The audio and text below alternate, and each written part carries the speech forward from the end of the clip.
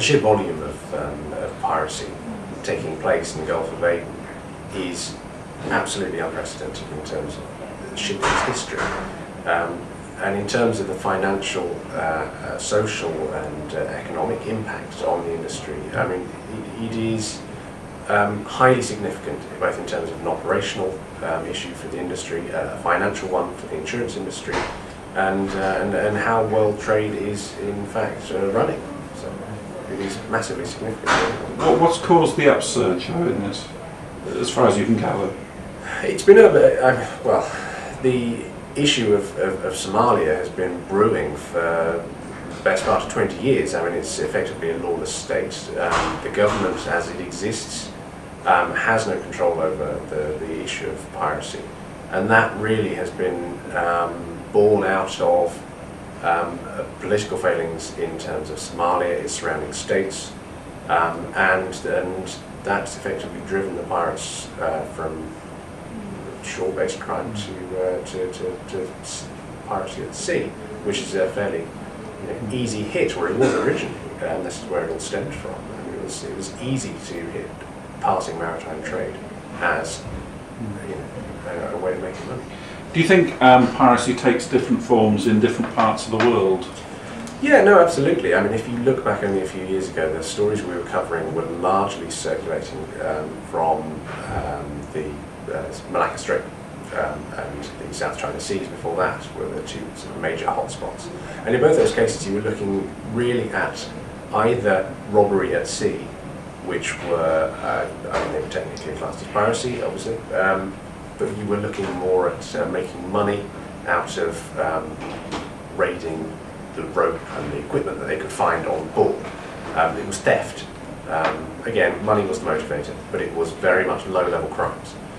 Very rarely were you seeing hijacks or even attempted hijacks. It was unthinkable prior to the Somalia sort of boom in piracy that the hijacking would be a boom business for the industry.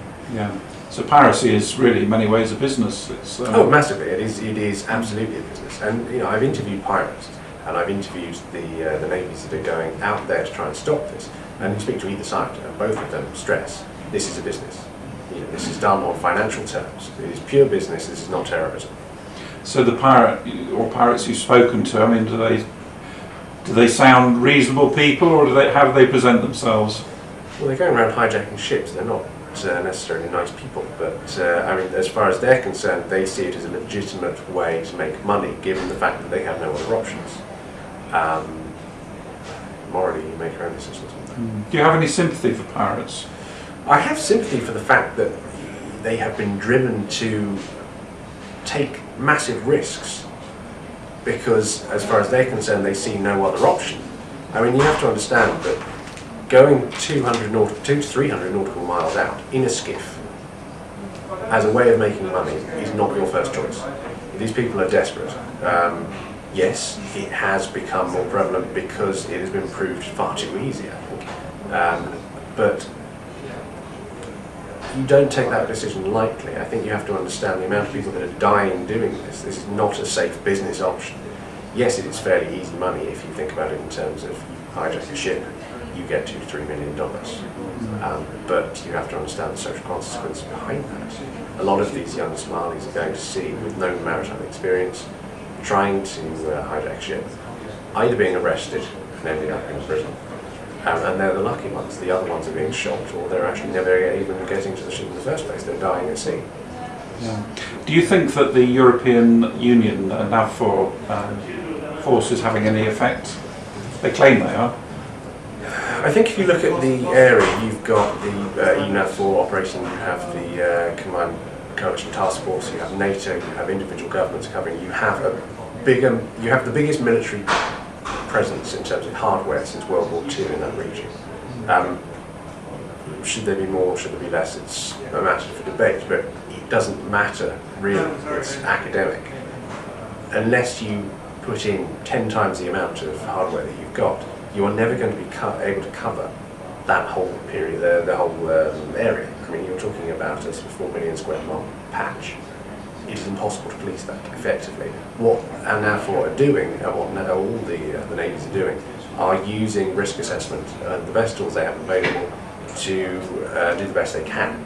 But it is a sticking plaster on a wider social problem that they have no way of tackling. Okay, last two questions. The response of ship owners, do you think that they, I mean obviously they're aware of it and they dislike it, but have they insisted on ships continuing on the same route, or do they allow masters to sort of divert, do you think? Or? I think if you look a year ago, the Eu-Navfor would have told you that they weren't getting the responses they requested in terms of following the safe transit routes. Obviously you understand they've set up these transit routes coming out of the Gulf of Aden, which was previously the hotspot. If you look at it now, there still are ship owners that aren't abiding by the rules that have been set down, and frankly that's their lookout as far as navies are concerned. But it is the majority rather than the minority that are actually following these routes. So I think ship owners are taking active decisions to follow the Navy's protocol.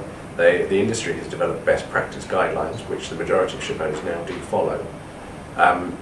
Those that get caught are generally the ones that either aren't following the best practice guidelines or aren't listening to the Navy.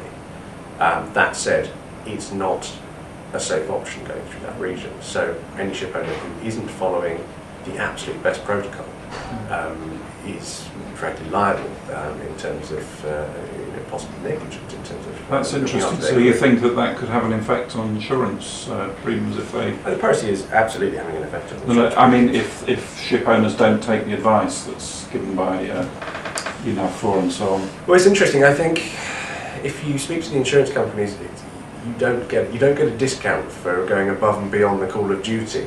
That said, those that don't know that they run the risk of getting caught. I don't think it's necessarily a sort of question of having an impact on insurance. It's a question of this is going to ultimately cost me if I don't invest in best practice. Okay, very last question. Really just wondering if you have any insight into how the piracy gangs are structured. Have you come across that at all? Yeah, I mean it's odd. It's developed fairly rapidly. It started off as a bit of a cottage industry. It's now big business, and depending on who you talk to, it's increasingly sophisticated in terms of the structure. There are obviously clans involved, and broadly they make up 4 key gangs. That is splintering rapidly over the last 6 months. There are, as the money has come in, the more people have got involved, and the more people have got involved, the more they want their own part of the structure. So it's it's an interesting business model actually. I mean, if you look at the way that they have sort of effectively corporatized their own piracy structure and competing rapidly against each other, we've seen a couple of incidents where separate pirate clans have effectively lost a hijack because they've been fighting each other trying to get to the ship. And in terms of the structure, you have shore-based crew, you have the guys who actually go out and do the piracy, you have a translator, you have a guy who's experienced in terms of negotiations and speaks passable English, and then you have the financial backers behind them who eventually deal with the negotiations and how they actually transfer the money. All that has developed in the space of 2 to 3 years, and they are fairly adept at dealing with everybody from private security negotiators to fairly high-ranking insurance and legal professionals in London who are increasingly being pulled in by ship owners to actually negotiate these deals. So you, on one hand, you have to admire their business savvy skills in terms of turning this into a very professional operation. They probably give themselves names, do they? Or they? It's a bizarre situation. I interviewed a pirate gang by the name of Garrett Muhammad. Obviously that wasn't his real name, and it seems that you have sort of certain pseudonyms that are being passed around for dealing specifically with press. It depends which clan you're talking to and all the rest of it, but they do have this way of sort of nicknaming each other.